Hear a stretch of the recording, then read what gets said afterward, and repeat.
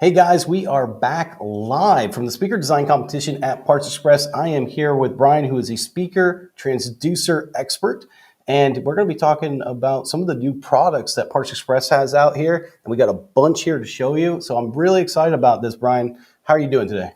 Oh, very good, thank you. All right. So what does Parts Express have going on that we should know about? Well, first of all, we do have the Ultimax 2 drivers. The Ultimax has been a very popular driver line for us, subwoofer line, and these are actually the Ultimax 2s are actually have more power handling. They have a better design, more aesthetic, carbon fiber woven cones. I can go on and on. If you want to pull one up. Let's pull one up. And just so you guys know, if you have any questions while we're live about any of these things, this is the time to ask them. So make sure that you do. So here we got the carbon fiber cone. Yeah, we tore this one apart just for today to show, the carbon fiber cone and the indexing on the edges where the rubber surround meets the cone. It also offers rigidity to the cone. When you just have a conical shape like this, the little fold offers rigidity, and also the edge of the foam, the Santoprene surround actually tucks in here, so it makes it not only more aesthetic but also diffraction. On a subwoofer, it could be argued that diffraction is not an issue, which is for the most part true. But it offers rigidity, and it looks better if it's tucked in there, the actual surround. And I love that you took the leads, and it looks like they have been sewed or glued on. Yeah, they're stitched. They're stitched called on? stitch. There's also a spacer between the two spiders. And her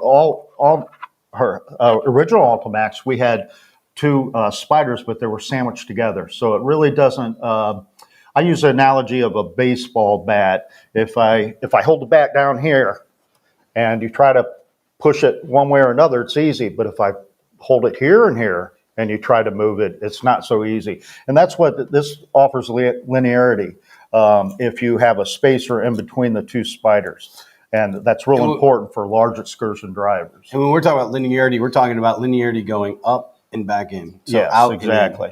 You want linearity, because if not, that's when you hear things scraping, and when you push the driver too hard, mostly in this case a subwoofer. Speaking of things scraping, you did something really neat right here with your coil. You want to talk about that? Yes. This is called a ribbon wire. It's copper, but it's actually flat. It's rectangular. It's what they call a ribbon wire. And what you do, you get more L for the BL, and BL is your motor strength. You get more L per area. So that's a good feature on these. It's also got a anodized black aluminum former for heat dissipation.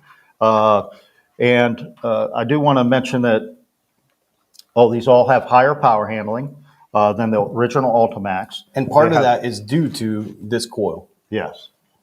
Yeah, it's mainly due to that coil. Yeah, and they have more X-Max, which is due to the suspension and the coil, than the original Ultimax. So these push more air, play lower and louder than the Ultimax originals. And by the way, they're cheaper. They're actually, each one of them's cheaper. And for instance, should we show off the... Yeah. So what we have here is, this is the other part of the speaker. And first of all, what we have here is, if you see the stainless steel badging on the back, I'm not sure if I got it set right there. I'll get it for you. Okay. And stainless steel badging, peripheral venting, and fluted in and out. It's got a aluminum sleeve down in there, the full length of the coil. And then it's actually a lot more aesthetic. It has a super large aluminum cap, and that's due for inductance control. So it actually lowers distortion. The others didn't have that, so the original Ultimax. Also, I want to mention that the 12 and 15 Ultimax 2 have a 3-inch voice coil, not a 2.5. So a larger voice coil, hence, it's more power handling, more linearity, and, so they have more X-Max. So in all respects, these are, a much better driver than So the original Ultimax. this is a 12-inch dual 2 ohm. So we can either go 1 ohm with it or 4 ohm. Correct. And then it also has, I think I read this on here somewhere, 800 watt RMS for the 12-inch. You're right. Like, that's insane. And you said, I think before, higher sensitivity. So Yes. with the higher sensitivity and higher power handling, that means higher SPL that we can get out of this for Definitely. application. Yes. Yes, absolutely. So that's our line. Our 8-inch, they all, are less retail price than the original Ultimax. I think these will be a good upgrade. They're worthy of the name Ultimax 2 because they are in all respects better than that line. So AJC's got a great question. He said, hey, good morning, guys. What was the reason for going with the aluminum for the former? Well, it's heat dissipation. When you do black anodized aluminum former, the former's right here. He's talking about this. When you go black aluminized former, it gives you up to 15% more heat dissipation. So when all this coil heats up, when high voltage goes through a voice coil, it generates heat, as we all know. And what it does is you want to dissipate that heat away from this voice coil. And mostly adhesives and stuff like that are around the voice coil. And if it starts off gassing, and you get too much heat, you'll start smelling something before you get total catastrophe.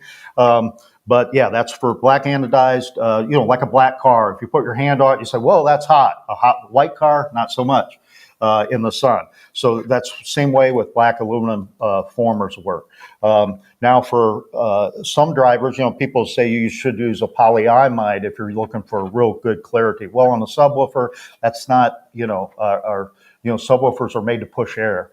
On high frequency drivers, stuff like that, you may go with something other than aluminum. So with the heat dissipation, that helps with the power handling. Yeah, helps wick away that heat from that voice coil so that you can play it longer, louder, and harder. I don't know if you guys have ever seen this. Brian Romska said, hey, I had one of those 12s about 10 years ago, and one of your plate amps, the neighbors did not like me, but I loved it. So this is really cool. I don't know if you guys have ever seen this, but this is, of course, how the inner workings of the subwoofer work.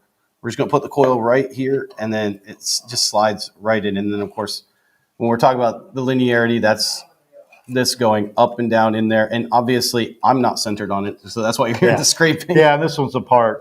We do have our 18-inch. If you go online, you look up the 18-inch Ultimax 2 or put in Ultimax, look at the bottom because they're not in stock yet, but they're available for pre-order. And you can look there and look at the 18. We have the complete parameters, specifications listed, and all the features and paragraphs of each feature so that you can the whole line composes of those features or has those features. But we don't have the rest of the shipment in yet, so we can't produce the spec sheets till we get actual production models. We have handmade pre-production models, but here at Dayton Audio, Parts Express, we only do specification sheets for actually production units. Now, the cool thing about this too, guys, is when they do come in, I'm supposed to be getting an 18, so we'll be doing a build with that, and we'll also be taking a closer look at it then as well. So if you ended up not making the live and you have more questions, throw them in the comment section. I'll try to answer those when I get some in stock as well, okay? Thank you, Nick. Yeah, and now we got so many cool things, Brian. I got to be honest, some of the things that you brought today just really excite me. And I want to bring one out that you and I have talked about last year, and it didn't end up getting made yet, but it is going to be this year. It's promised definitely going to be this year. And it's something that people have asked me about numerous times. If AJC's still on, he's asked me about this for a while. And I guess I'll take the DAC out as well, because I guess that's important for it. Yeah, yes, it is. And then this is something you guys have asked for and about. The new OmniMic 40K. Yes, this is, we have a little bit changes to the box and the innards and all this, but this is actually a prototype. And what we have here is the mic itself. It's a 4mm 3-wire capsule, and what it has is actually an infrared receiver right here, and what it does is it allows you to get the time of flight exactly. Let me open that. This is called the photo link. It's part of this It looks like a DATS V3, but it's actually a photo link. And what it does, it hooks up to the driver under test. You hook it up here, you hook it up in here with the driver that's under test. And when you reach 2.83 volt on your amplifier, let's say it will turn green, or this LED light will turn green, and LED emitter. And it'll turn red. If you go too high, then you just back it off to your green. It's plus or minus 0.04 volts. So it's 2.79 to 2.87 volts. So really it's nil. I mean, as far as SPL was concerned with the driver. But it also has this third emitter. And what it is, it's infrared emitter. And that shoots to this, right? Right, at the speed of light. So if you guys can see, I'm not sure if you can see that little emitter right there on the top, but that's the emitter, and then it sends it out to that. And what we do, we get the time of flight, because there's this thing called acoustic center about drivers. Some people claim it's the center of the voice coil on a tweeter. So if you notice, the tweeter, the center of the voice coil on a tweeter might be here, when behind it might be the woofer, because it goes back. So when you have that difference, you need to equate to that difference for phase relationship when you do a crossover. And what this does allows you, with that time of flight, it allows you to get phase without using what's called a stereo, like a second channel way of doing it. So it's a much easier way of doing it. And what it does is called acoustic origin offset, AOO. And you can include it, or you can use it like a regular Omni mic, where you just use the plane of the baffle and you do it yourself and figure out the distance. So you can include it with the checkbox, and it'll add it to the FRD file. So when you do your crossover network, you have that included, the time alignment. So when we're doing the crossover, we talk a lot of the Z offset, which is the acoustic offset between the drivers. So for those that are not understanding what we're talking about when you put a midwoofer in, it's got a much bigger basket and magnet on it, and it sits further back in the cabinet. And you take the tweeter, its magnet sits very close. And so there's an acoustic offset about when the time leaves the tweeter and when the time leaves the mid-range or the woofer. And we're able now to utilize the Omni mic to give us that time difference. And that's important for crossover design. That's also important if you want to physically time align it. Now we can actually tell you exactly how many inches you need to move it, or for you millimeter folks, millimeters to move it. And this, though, also goes up to 40,000 hertz as far as your frequency response. Yeah, I didn't even get that point. Yes, it is a 40K mic. And what it allows you to do is, the big thing about that is, some people say, well, 40K, there is followers that say above 20K, it's important. There's other people who discount it. But what's even more important than that, if you get frequency up to 40K, you got distortion second order to 20K instead of 10K, an original Omni mic. And that's important. Distortion between 10 and 20K is your ears are going to pick that up. And it's something that we have never, like, when I say we, consumer grade, like us speaker designers have never been able to measure. So for us, like, this is a huge ordeal. Now, I want to ask about the DAC, and I want to get more into that. But before we do that, AJC asked a question. He said, do we have a price estimate yet on this? Yeah, $499. Now, does that include the DAC? No, the DAC is sold separately. And the only reason why is you may have a sound card in your computer that actually can go up to 192 or 96K, because it's like the Nyquist theorem. You have to, have maybe doubling the sampler rate to get to 40K. So you at least need, 44.1 on your laptop is not going to work. It's only going to get you 20K, and barely 20K. So this is sold separately. We use this back in the lab, and we use the Omni mic 40K in the lab for all our test and measurement for frequency response. Sorry.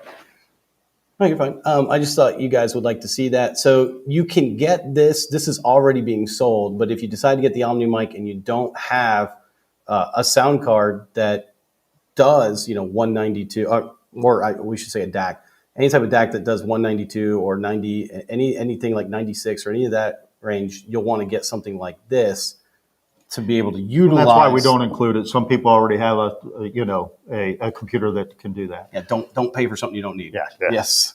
Yeah. So $499. If you look at Earthworks, if you look up just a 40K microphone, and that's out without the supporting mods, I think you'll find maybe around $1,000 to $2,000. So, for this being $499 and be a software, hardware, the Omni mic, yeah, you could have bought the UMM6 and use REW and be in it for $100, but this you're not. At 40K, this is a game changer. For $499, get software and hardware. I don't think sometimes speaker designers realize like how good we have it. Like I use a CNC machine, and the CNC software is thousands of dollars just for the software. That doesn't include the machine, Right. like, and that depends on how big you need it, because there's all kinds of different variations of why you might go into this. So for $499, not only do you get the Omni mic software, which by the way, anyone that's thinking maybe I'll just try to find the Omni mic software and get a different microphone, it doesn't work like that. You have to have an Omni mic. It will register whether you have an Omni mic or not.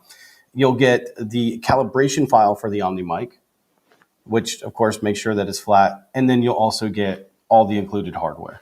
Right. Which is really a good deal. I think the old Omni mic was around $300, and yes, this is not even double the price, and I would say offers significantly more than the other one. And yeah. And that other one I loved. And like I said, the Omni mic, original Omni mic, the V2 anyway, it was $300, like you say, retail. But you could do that a different way. You could do a UMM6 or and go with REW. This or not. I don't know if REW, they used to go to 40K. Chris Perez told me that he thought it used to go to 40K, and then we looked it up, and it doesn't go to 40K. I thought it was only anymore, 20. Yeah. Okay. So that's, and it may have at one time. But then you could buy it Earthworks for $1,200 and REW, I suppose. But for $499, I think this is a better. Yeah, well, and it has much more stuff. The features you've seen with the Omni mic V2. It has all those included as well. Well, and I always would measure, my Z offset, and I would measure it a little bit differently. But the thing that I like about this too is it also gives you, since we know it's 2.83 volts and we have the infrared, it gives you your actual sensitivity as well. A lot of times people ask me at the end of a build, what's the sensitivity of the speaker? And yeah, you can take it 3 feet away and 2.83 volts and do all that. Most of the time, it's not really worth setting up all that stuff for something you've built for yourself. But this makes it a lot easier to go ahead and just get your sensitivity really quickly. Yeah. And yes, so, and driver matching, Yeah, sure. Speaking of driver matching, we have something. Oh, good segue. Yeah, thanks. I've actually done this a time or two. So driver matching, this is, I love, this is like one of my favorite new things that you guys have come out with. Yeah, this is my concept of we've been wanting to do something like Morel, let me preface this with trying to do a custom faceplate.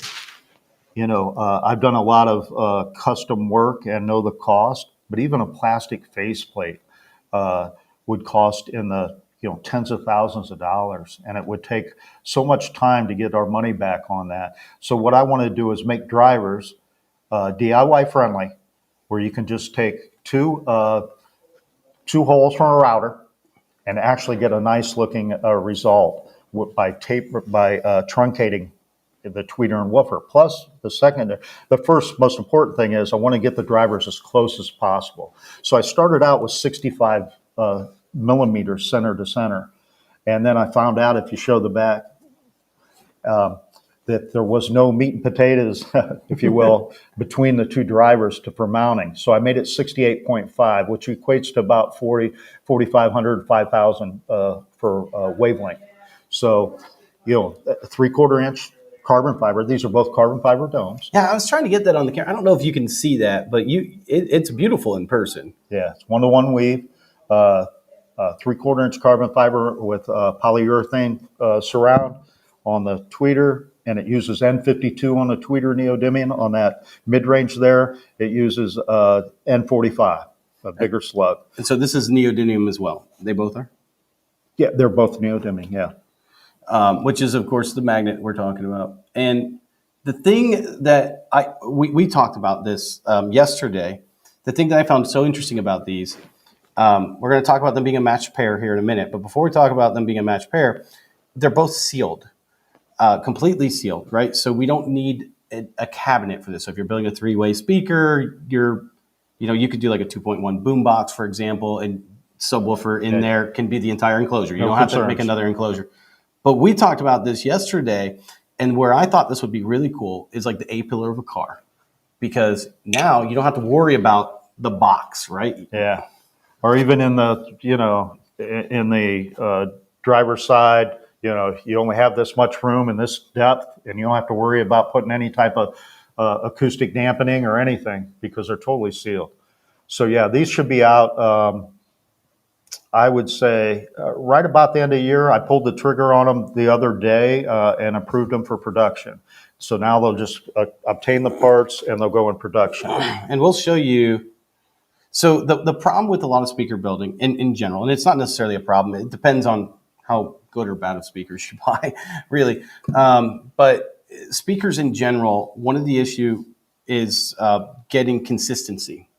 And that's with every product. And I'm not saying speakers, any product is getting consistency, and because there's tolerances that are being made around, whether that be 10%, 5%, or whatnot. So you might get one of these drivers and it measure one way, and you might get one that measures just a little bit different at 1 to 2 or 3 kilohertz or wherever in the frequency response. And so, Brian, you have painstakingly measured all of these, and you have decided to allow for matched pairs, which means that both the impedance and the frequency response measure within a degree of error from each other that's considered a matched pair. Correct. Yeah, we use what Clipple, as everyone may know about Clipple, they have designed a feature in their software that allows for match pairing, and we follow that criteria. We do it actually with the Clipple measurement system. I apologize for those graphs; they're hard to read, but I will let you know.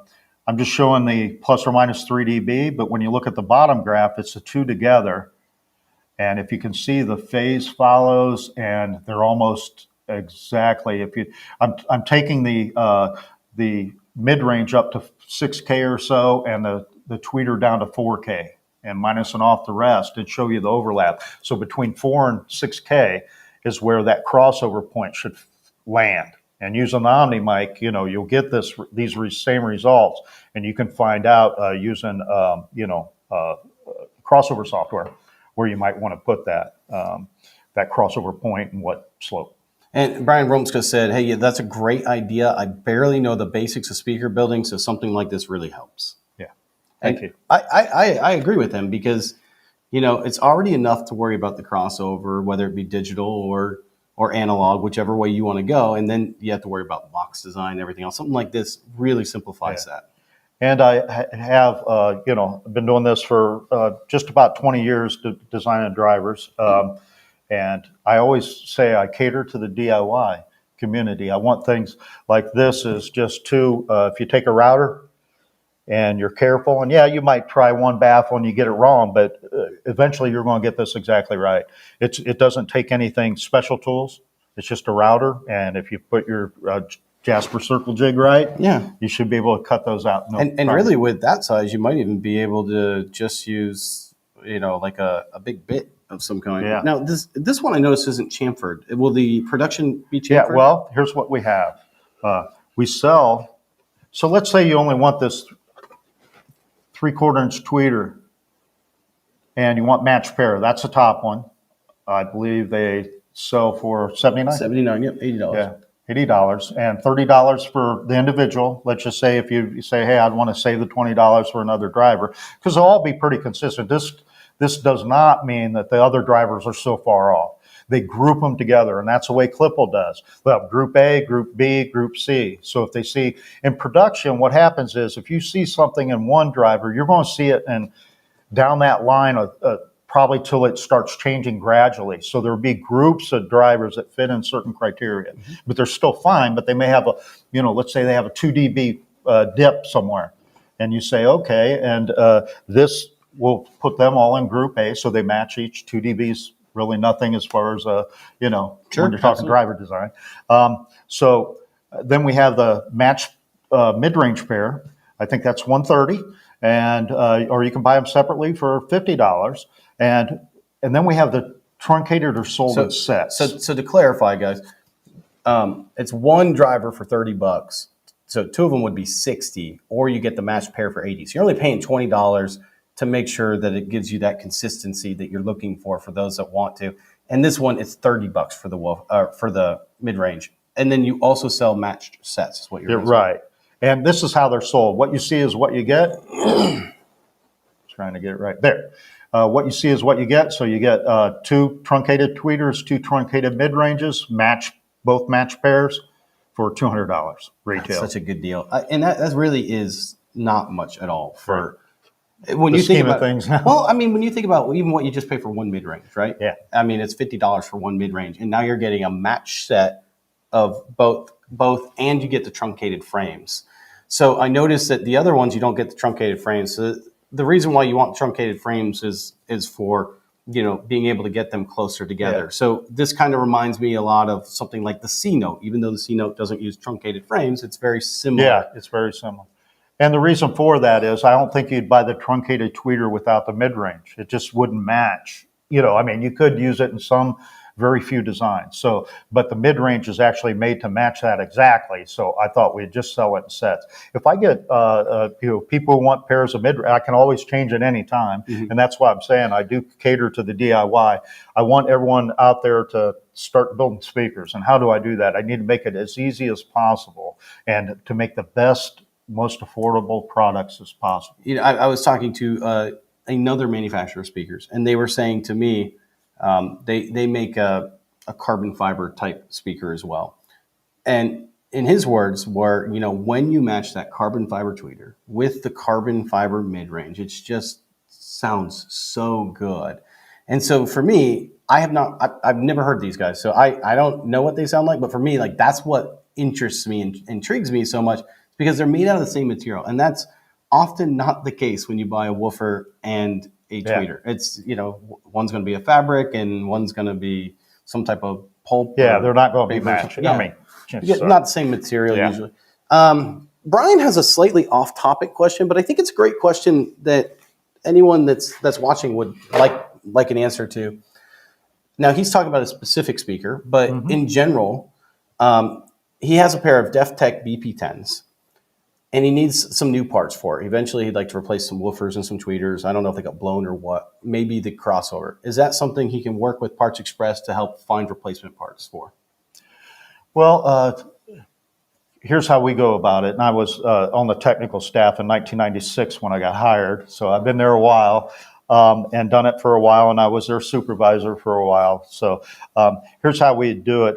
If you're talking about actual parts for the speaker itself, if you're talking about the raw driver, that'll be difficult. If the raw driver, unless you can find new old stock or something on eBay to replace that woofer with the 10-inch, I assume, that would be your best bet.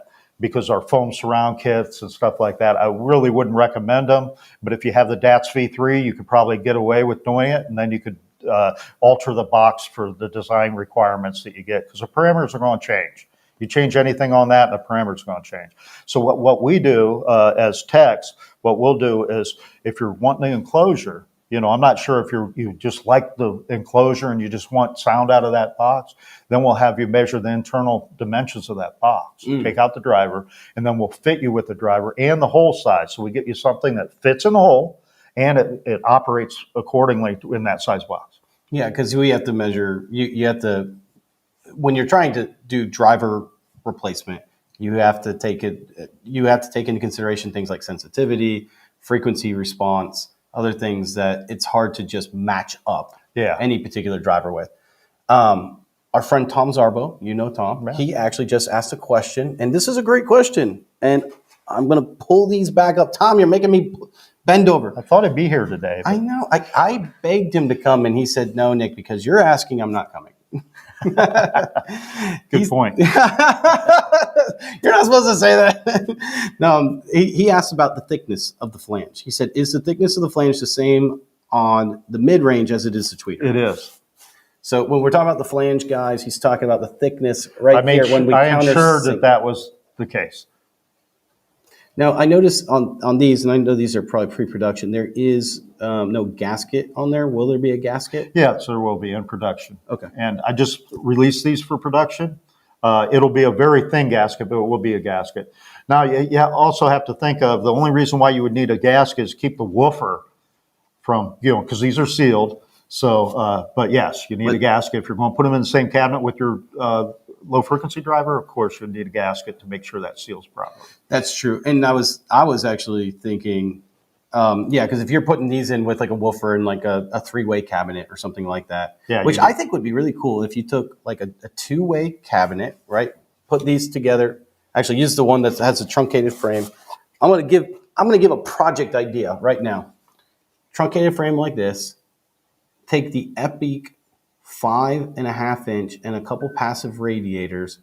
Side fire or rear fire the woofer because you just need it for, your omnidirectional frequencies. You could even downfire it actually, and then put the passive radiators on the side, and you could have a really killer three-way set of speakers. I think that'd be awesome. Yeah, and even the 8-inch Ultimax too. That carbon fiber actually matches well. That is a great idea. Yeah, because that'll play down to that mid range. Will play down to about 300 if you do your crossover right. If you make maybe a third order crossover high pass on it. Yeah, and that's one of the things that is important. And you had mentioned DATS V3, and we have something that doesn't look like DATS V3. It's much bigger than DATS V3. What is this? This is called the DATS LA. It's a patented device that John Murphy and I have a patent on. And what it does, it gives you large signal parameters, kind of like Clipple. And it has 100 watt. We have a 1200 watt version coming out for like manufacturers and the line testing. But this has 100 watt. And what it does, it applies a DC bias to the speaker and runs a small signal sweep, which is totally different than the way Clipple just does a large level sweep with a laser to determine excursion. Well, this will give you BL symmetry, all your symmetries, KMS, CMS, FS, looking at FS over excursion, looking at QTS over excursion. And it also plots all those and puts parameters for each level, drive level. So you can actually go back into just like the DATS V3, you have these memory settings. What it does is you do every subsequent sweep, it plots a memory. If you put a voltmeter on it, the driver under test, you can actually see where, right here it went from 3.2 to 4.6 volt to 5.6, and you can follow the memories. And let's say you have a certain drive level you listen to, you figure out, hey, this is where I like to listen to. You can see how the parameters change, and you can build a box around the parameters that are most for your venue and your system. So it actually, internally when I started this 3 years ago, it was called internally we called it the poor man's clip.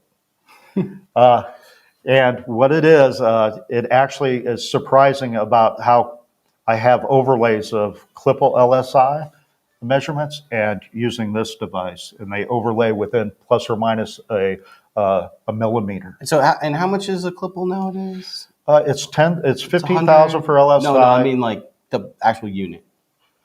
This or the Clipple? Clipple. 25,000 for the LSI LMP. Oh, just to start off with? Yeah, that's a basic. The basic baseline, and then they can go 100, 100,000 even. And this is so similar in price. Yeah, similar, $499. $499. So I want to explain something to you guys. If you didn't understand, the DATS V3 is a great product. I think it's one of the best things that you can purchase for testing speakers in any way, shape, or form, because you get so many things out of it. You can test your crossover components, you can test your speakers, you can test whether they're good, whether they're bad, you can get your TS specs, all those things. But the issue with DATS V3 is it sends a small signal. And what we mean by that, it doesn't send very much wattage to the driver, okay? If we did take a driver like the Ultimax that we had earlier, and we send it a half a watt, it's going to react in a certain manner. Now, if we take that same driver and we send it 600 watts, it may react differently.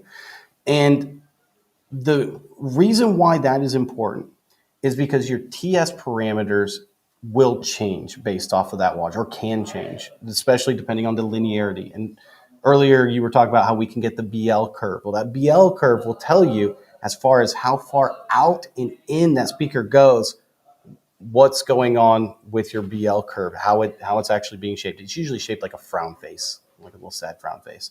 And sometimes it's shaped like a really, really sound frown face, and then you're like, ooh.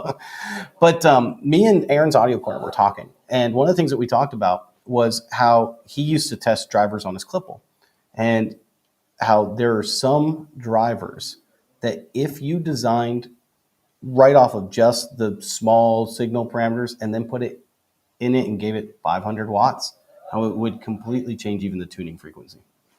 As Yeah, far oh, as and it's not that they might change; they will change with drive level. Actually, the DATS V3 had we knew we were coming out with this. So in the latest software of DATS V3, we have a thing that's called linearity test. And if you go in there, it'll show you'll set different drive levels or the sequence of drive levels. I'm trying to think back here. I use it for other things, but to show how parameters start changing, even with the 5-volt input from USB, we see that it. We want to give first of all the people the education that at drive level, even small increases of drive level, the parameters change. And that was a prelude to this unit to get everyone on board with it, knowing that, hey, that happens. And as long as that happens, let's look at it with 100 watt RMS. And you'll see major changes in frequency response. If you look at Clipple LSI, you'll look at, they have small signal, then they have large signal, they have large signal warm coil. And you'll see RE increase as, the coil gets warm. This, in the software right now, we do large signal and small signal with this software. We're going to have large signal warm coil. And the way we do that is the DC biasing time. This takes 4.5 seconds per sweep. Let's say you DC bias a driver, then you run a small signal level sweep. If you look up the patented design, that's what's in the patent. Well, what you can do is DC bias that driver for a couple more seconds, and you'll actually, the whole time you're heating up that voice coil. Yeah, so then now you have a warm voice coil. So you'll have small signal, you'll be able to do large signal, and then large signal warm coil. That's the three that Clipple offers.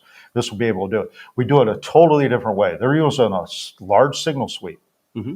Not biasing the driver to the small signal sweep. But you'll be so surprised about how close that driver is to how they match each other, overlay. And you actually showed me some samples. Unfortunately, we don't have those here because they were on your computer, and we're not going to show the computer to you. Sorry, that's not going to work in any way, shape, or form. But showed me the Clipple results versus the results from this, and they were identical. Yeah, virtually. Yeah. And they do it a totally different way. So I wasn't expecting it to be totally an overlay perfect. They're doing it a different way to find BL extremes.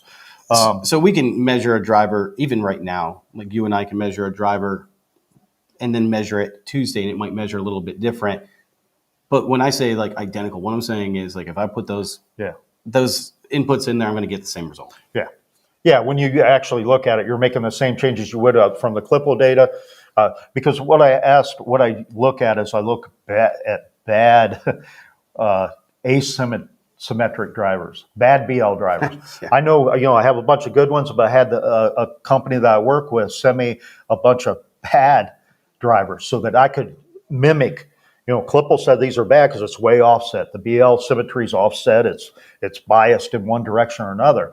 And what I can do is use those as my guide. If I can match those, then I know the same correction is needed for those drivers that I would get with this device. Because that's what you'll find out that some speakers are not perfect symmetry in BL. So let's say which means like they don't go in as much as they go out or vice versa. Right. So you may need to do adjustments. You either extend the pole piece, that gets more B field up. Typically, that's what happens. If you don't extend the pole piece above the top plate, that B field, you have all this iron down here and all this B field.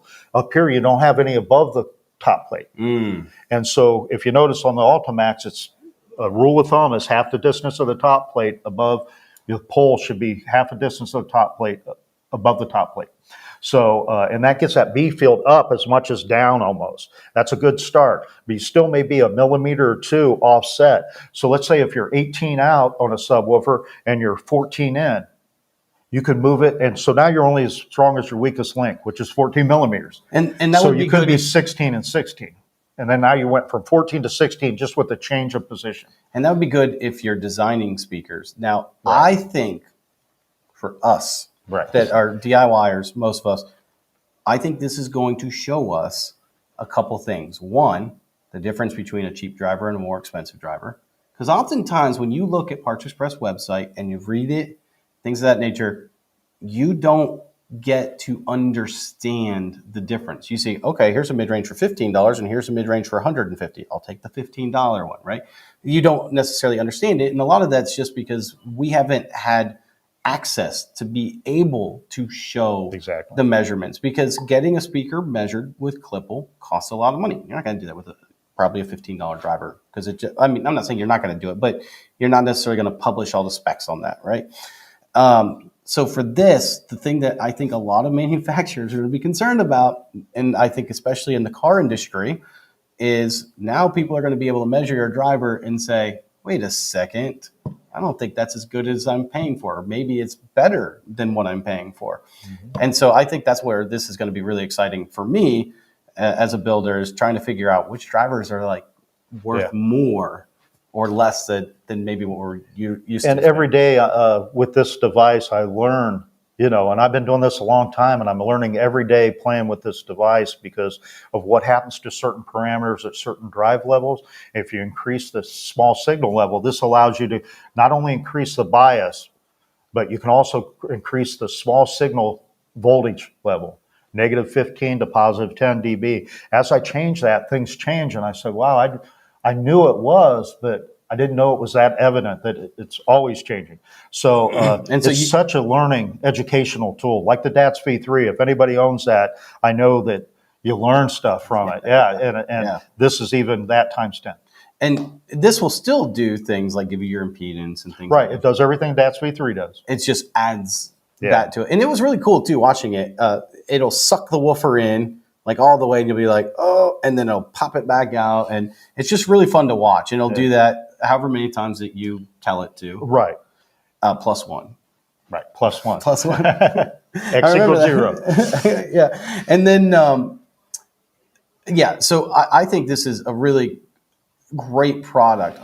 Brian Rumska did have one more question for you. It's more of a statement, but I think it is also a question. He said he was at Expona, and he said it was nice to see Parts Express. They're definitely going to try one of their cheaper speaker kits to refresh my almost non-existent building skills. Maybe that'll help keep me out of trouble this winter. I want to ask you, this is obviously an off-the-cuff question, if you were to start with a speaker kit, what would you choose? Probably the C Note's been our most popular. Yeah, it's the best. I would say the most affordable speaker that you're going to sit back and say, man, I'm proud of that. That looks, that's nice. And keep in mind, all our knockdown, our kits are CNC cut. There's really no way to get it wrong. I mean, you could be messy with your glue. Just wipe it off as it's drying before it dries. That'd be a lot easier. And if you use our ExoHide, our coating, it gives you that little pebble finish that, it can cover your inadequacies. And then your friends are going to come over and say, wow, that sounds good. It looks good. And you can say, I built them. And then say, you built them. And we want to get more people involved in speaker building. That's important for our company. And that's my desire, and that's the whole reason why I'm in this business. Same with me. That's the whole reason why I do this, is because, I came out with some designs, people built them, and they're like, oh my goodness. And it gives you not only a sense of accomplishment, but also confidence in your next build. And then it'll eventually get you to the point where you're building your own speakers. I remember when one of the reasons why I first started the channel was a lot of times we were on the forums and people would say, hey, I want to build my own speaker, and they were super excited about it, right? Like I'm going to use this driver and this driver and this, and they have everything picked out, and maybe they weren't going to work together, but at least they had it picked out and they were excited about it. And a lot of times the first thing I heard someone say is, don't do it. And I'm like, don't tell them that. Like, maybe they ease in with a kit, but if they still want to do it, let them do it. You're going to make mistakes, and you're not going to be perfect the first time. You're not going to be perfect the second time. It takes a long time to become Andrew Jones. Right. Yeah. Yeah. Kudos to P, said Tom Zarbo. I'm thinking he means PE, Parts Express. Anything else that you want to talk about before we get going? No, but we're always listening. If you have any, product ideas, I know we're trying to trying to have real high quality, high end tweeters. We're probably going to move to probably to a 30 millimeter dome, and it's kind of like the Silky, kind of like the Reference, but it's going to be much higher quality. Where I always search for beryllium. I look. To be honest, about my own abilities, is tweeters are a different animal. You need some real good software, maybe some COMSOL experience to really design a tweeter. They're transducers, but you could imagine when you have a gram and a half of moving mass. If you have an extra drop of glue somewhere or anything, it could make all the difference. You could double the moving mass. And also the curvature of the cone, the dome. So that's something that's beyond. I have to look for experts in the field, which I'm not afraid of doing so, and experts in tweeter design. So AJC literally just asked the question I was going to ask because you brought up beryllium, and we have come across, and I know Eminence uses it, and actually SB Acoustics started using it now. Have you looked into TechStream at all for any of your drivers? Yes, I have. It's just what they want is the MOQ for TechStream. I would have to make too many drivers. We have to look at, let me tell you something about our company is when I cater to DIY, when I come out with something, I come out typically with a line, as you know, DMAs, ND series, all of them are all these different sizes. Oh, yeah. So each one has a minimum order quantity. So it's about deep pockets. TechStream wants you to buy so many thousand square meters, and what do you do with all this? When we're going to make our money back?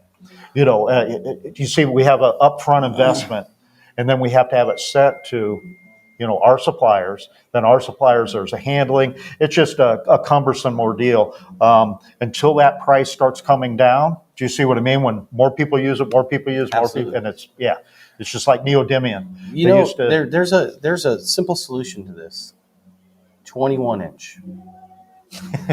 Okay. Well, actually, it's kind of funny though because we are, now that we're kind of on this TechStream and buying quantities and things of that nature, Ultimax goes up to 18, but it seems like a lot of people now, and at least in home theater world, are jumping up, and even in the car audio, are jumping up to 21. So, is there any plans in the future to make like an Ultimax 21, or are we staying with just the?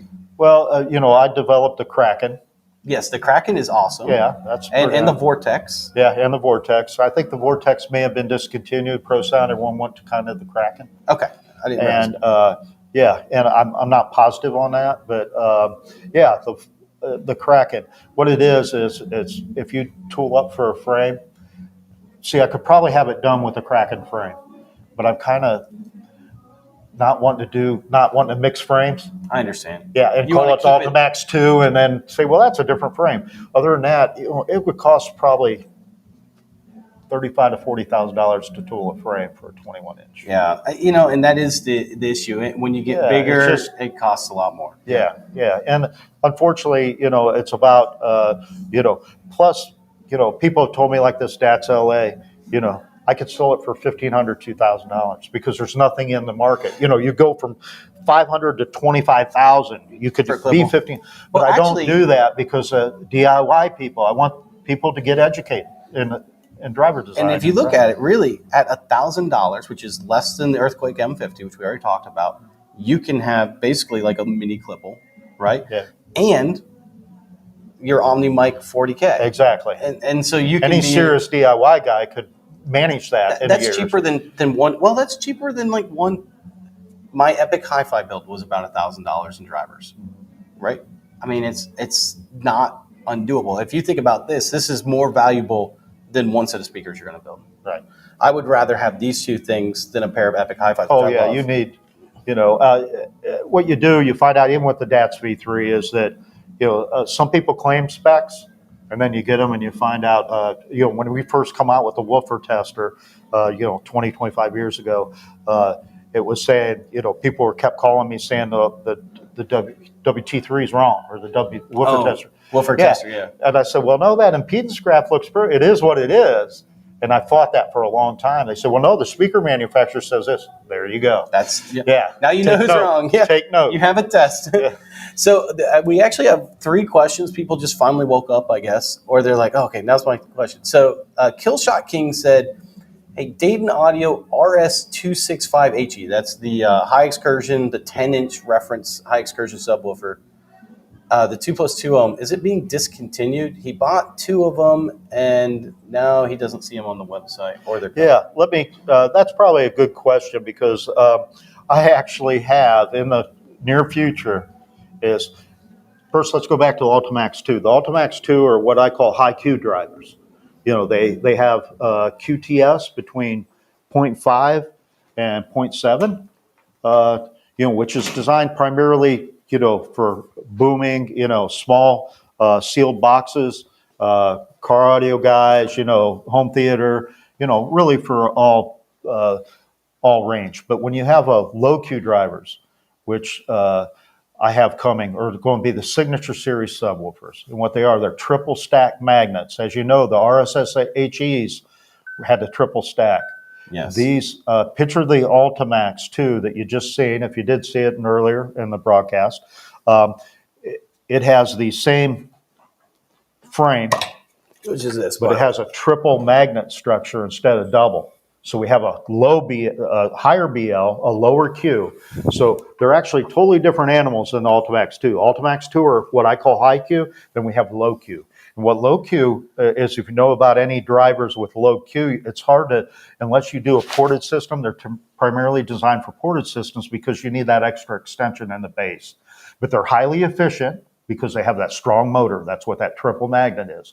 So what you do is, but they're very useful with DSP and a lot of power.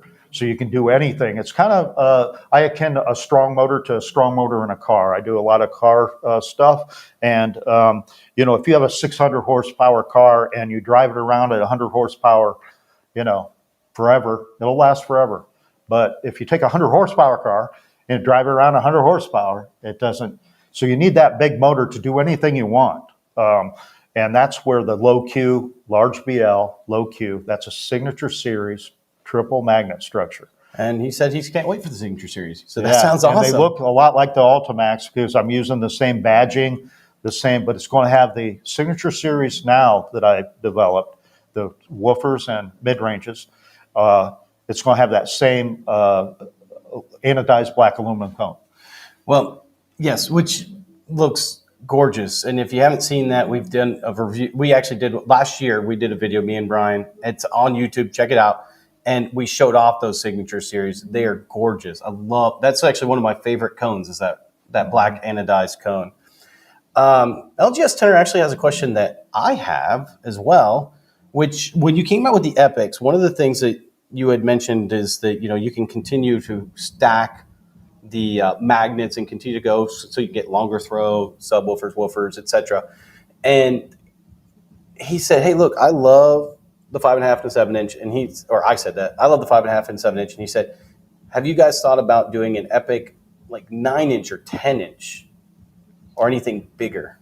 Yes, we have. Enrique Stiles did have like 17 motor designs, patents for motor design. He's an expert in motor design, obviously, and he does the M-Mag. He also does a step motor. There's some other designs.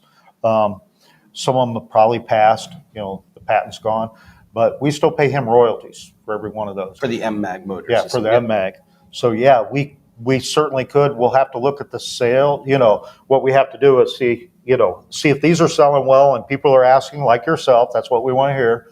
And if we continue to get that, we'll definitely do what the DIY community wants us to do. To me, it feels like a multiple magnet system like that would do very well in the car audio market, especially in the high SPL type competition, where people are trying to get very high excursion and a lot of moving air. Yeah. And I'm not saying that the 5.5 and 7-inch don't sound good, but where they're not. It's more about moving the amount of air versus. They have 14.7 millimeters of X-Max at 70% BL. That's incredible for such a small driver. 5.5.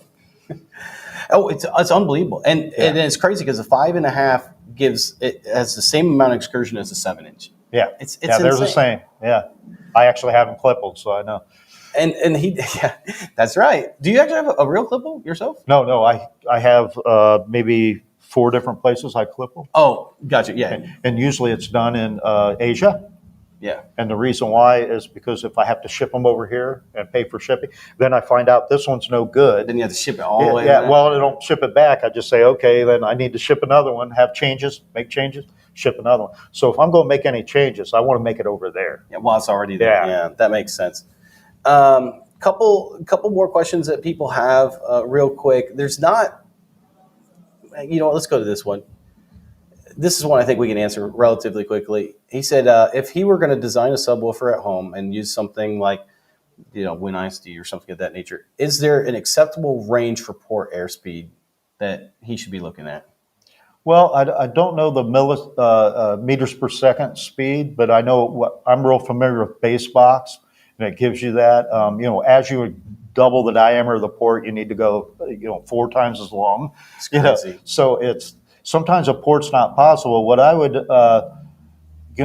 have you looked into passive radiators? I'm just, we have the reference series passives that have large excursion. They're cast frame. They're nice. They can keep the box smaller because you have to include that, your airspace for the box and then your airspace also for the port. And if your port's big enough, it also And you can depends have on where it's resonance emanating. too, like Yeah, that's first what I port mean. You might hear it resonance, chuffing, and I think that's what he's asking about. And typically, what we like to say is 17 meters a second is where you want to keep it below. Although that's kind of a loaded question because when you're looking at a graph in Win ISD, a lot of times people haven't put a high pass on, and usually you're running a high pass, so you want to put a high pass on to see how that affects your port noise. Your other thing that you want to keep in mind is that when you're looking at that port noise, it's frequency dependent. So that port noise might be 5 millimeters a second at 80 hertz. And then when you're at 30 hertz, it might be 25 meters a second. And so what that's saying is if you're never playing 25 hertz, then you might be fine with that port. So it's a little bit more complicated than just saying 17 meters a second, but 17 meters a second is what we typically say. And then if you wanted a flared on both ends, something like a precision port that Parts Express carries, you can sometimes get it to double. And that's if you get it flared on both sides. So you could go maybe up to 32. And these are rules of thumb. These are things that, if you're on the edge, you might hear chuffing every once in a while. You may not. Take that for what it's worth. Yeah, and that's why, I have designed maybe 35 now passive radiators that match I think I have as a manufacturer, if you want to call us a manufacturer, I think we are. Oh, yeah, absolutely. I do.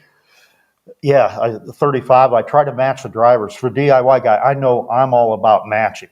And if I have like a 5.5 Epic, I design a 5.5 Epic passive. So they look identical. If I'm going to buy a passive and there's an identical one, I'll pay extra for that identical looking. It looks like you're a professional then, like it's exactly. And if you can't match it, that's what they make speaker grill fabric for. There you go. Cover everything up. So one last question that I have. Everyone said, press the like button, guys. Yeah, please do press the like button. Let Brian know that you really care about his time because he didn't have to do this with us. So for me, this is awesome. I love every time I meet with Brian, I learn something new. One of the things, though, is the Ultimax 2 doesn't have all the specs out there yet. It doesn't seem like on the website. Yes. So here's what the deal is with that. We had the shipment where it's delayed for over a month now. We were supposed to get July 9th, so we're going on a month. And it's been on the rail. And it's supposed to go to Columbus, Ohio, then the container will come over to our facility in Springboro near Dayton. And I was expecting to have them all here. We were going to give them away. We were going to do everything. But since they're delayed, what happened is the 18, I was making some final changes. So they shipped Ocean, all the other sizes. And then I said, oh my gosh, I won't have the 18. And we air shipped a production sample, the 18 here. So because we'll only do our FRD files and our spec sheets with production units, not pre-production. That makes sense. Sure. So I'm waiting for the product. That's why the 18 you see, we have all the all the frills, everything, all our FRD files, everything, because that's a production unit. We had air shipped. We're still waiting on the ocean shipment for the other sides. Once we get them, Chris Perez and I, we have to, rush around, break them in, do driver testing. Keep in mind, we break in all drivers. So if you look at our README file that's in the zip file that you can download by the spec sheet, you can see a README file, and it'll tell you how we do our break-in. And we have to break in every driver. And then derive parameters from that. So, Dan Russell said, "Thanks for your time. Parts Express is great." He said PA. Oh, maybe he meant Pennsylvania because we talked about Pennsylvania before, me and Dan. But I think he meant Parts Express, though. I do think he means Parts Express. Killshot King. This is something that he said, guys. This is one of the reasons why you should come to this show. Okay. He said, "Hey, a promo code for 25% off the Dayton Audio Kraken, please, just for 24 to 48 hours so the hardcore viewers of Toids can get some." I want to mention this to you guys. If you come here, they always throw discounts. And what is the discount? Is it 20% off? Yeah. 20% off any. If you go, Parts Express is right across the street, basically. If you were here today, or if you can make it here soon, before Parts Express closes, if you get over to their building, you get 20. Oh, wait, it's actually for people that have entered something, right? No, everybody. Oh, so if you get there, you can get 20% off. Yes. And the other thing is that what we do, we bring out, we no longer have what's called a tent sale. We used to have a tent sale that was a large, gathering of people, free hot dogs, free pop and everything. But that, now what we have is called a garage sale. And what we do is for this event, we pulled out everything at the shop, that all our 888 part numbers and everything that also get 20% off of the already knockdown price. Yes. And then what you could do is the first dibs is for people who attend, not for people who compete, but everyone who's coming for the show. So you don't even have to bring a speaker. If you just want to come in and enjoy if you say you're from the show, yeah, what you do, you get special pricing, and you get first dibs from 8 to 9 today. You got first dibs on everything, so you get to go through all the speakers before anybody else gets to this weekend. Last year, I got some really nice in-wall speakers, and when I say nice, they're not some people think in-wall speakers. These ones were already in its own enclosure. They had a nice, foam. I'm not sure what type of foam that covered it. It was almost like an MTM style, so that you weren't getting the diffraction and stuff off it. They were amazing. Got them for $20. Yeah. I didn't even keep them for myself. I gave them to my friend who's building a house because I was like, these are amazing. I looked up the retail on them. They were $700. Yeah. And so there's all kinds of really cool stuff. And I remember one year I got a Class A, B, actually it might have been Class A amplifier. It was heavy and big, $10. Yeah. It was something that you got. Only thing about that one I did not realize is it was a 220. Sorry. Yeah, so every once in a while that happens. So now you got this converter. No, I have a 220 in my shop, so I'm like, I'll just put it in the shop. Brian Rose, I'm only a few hours away, but I'll be working all weekend. I'll have to plan next time. Do come. I miss Brian, which kind of stunk. Oh, Brian Rollerson, my friend. He said 20% would get me in so much trouble. He tried to make it this year. He couldn't make it either. Brian and me, we were trying to hit, at Axpona, we kept missing each other. We just, and so I didn't even see, I felt so bad. Someone asked one more question. So on the Ultimax, this is what I was going to ask you. Do you have any idea, if you can even guess, if you haven't, I guess, Ultimate 2 in a sealed box, do you have any idea where the F3 might be around? Okay, here's what I do know. The whole preface was for these to play, for the Ultimax 2, to play lower and louder than the Ultimax in the same size box. Our kits, 4 cubic foot for I believe the 18. So we look at that, and what it does, it will play lower and louder. So you can use the same box size of the Ultimax. These aren't the same frame size, unfortunately. So you can't they're not drop-in replacements, or I'd have to tool up for all these frames. No, I got you, yeah. So the only thing that's different is these are higher sensitivity. So they actually give you more dB. So if you think of it, if you might see the F3 be, let's say, 38 instead of 35 for the Ultimax 1, but the F3 down point on the Ultimax original is the F5 down point on the Ultimax. So it's 2 dB higher everywhere. So you have to look at customized amplitude. It means put in the wattage and you'll see where that jumps above. So in other words, everything under the curve on a box design, it covers everything that the old Ultimax does. Yeah, and so what Brian's getting at is even if the F3 was lower, once you take into account the sensitivity, you're actually still playing higher at that same frequency. Yeah, exactly. Yeah. That's exactly. And so that is awesome. And yeah, hopefully in the next couple of weeks we'll get more information on the actual TS parameters. Yeah, we're going to rush around, very, very quickly. Once we get them, we have within a week. We'll have them all broken and all parameters up there. We already got the websites ready and everything, all the captions, because really all the features are the same for the whole line. All we need to do is get up the FRD and ZMA files and the spec sheets. And Brian Rollerson said, "Man, there's so many Brians. We're all in good company." Yeah.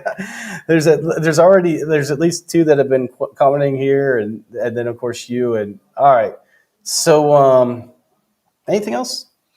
I think that's it for now. I mean, hopefully, right, yeah. I'm always got new stuff going on. All right, I'll see you guys later. I got to go pack this. No, and we're excited, guys. If you have any questions, or like I said before, make sure to subscribe to the channel if you're not subscribed.